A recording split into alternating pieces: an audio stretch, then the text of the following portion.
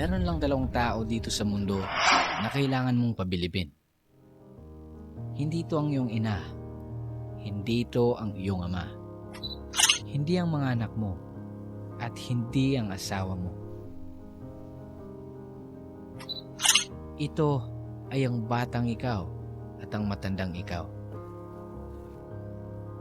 Kung ang mga sarili mo sa nakaraan at sa hinaharap ay masaya sa buhay mo ngayon na meron ka, ibig sabihin lang ay namumuhay ka ng tama. At huwag mong kalilimutan ang isang importanteng bagay.